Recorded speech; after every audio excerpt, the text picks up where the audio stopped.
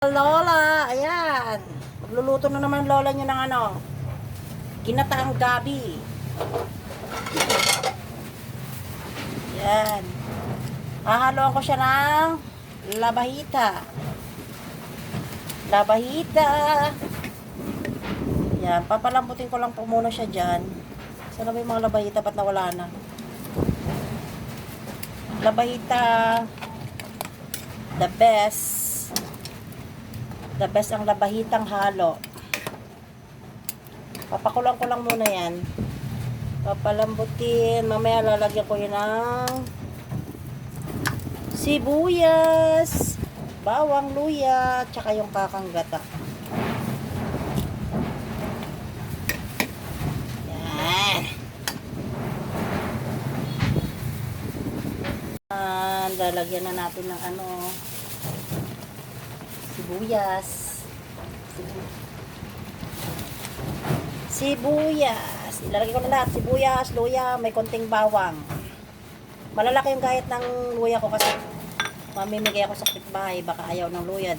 Madali niyang tanggalin. Kaya hindi ko siya nilitan. Nilagyan ko nga pala ng bagoong yan. Bagoong yung pang-alat ko dyan. Ang sarap. Nakakagutom. Tapos, nilagyan ko na po siya ng mga seasoning.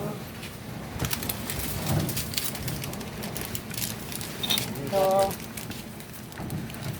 Alam nyo na yan. Kung ano po yan. Ganyan lang po ako maglagay ng seasoning. Konti-konti. Ito po. Konti-konti lang. Tapos, ilalagay ko na po yung gata. Yan ang the best part, gata.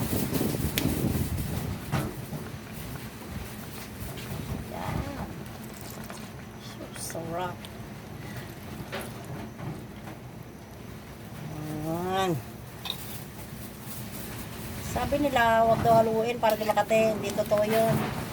Talagang may gabi na makati talaga. May gabi na makati. Bakit parang Papakuluan ko lang yan mga lola. Tapos pag medyo na tuyo-tuyo na siya ng konti. Ayan, papatuyo ko lang ng konti. Pa naglangis-langis na siya. Hahangin ko na yan maya-maya.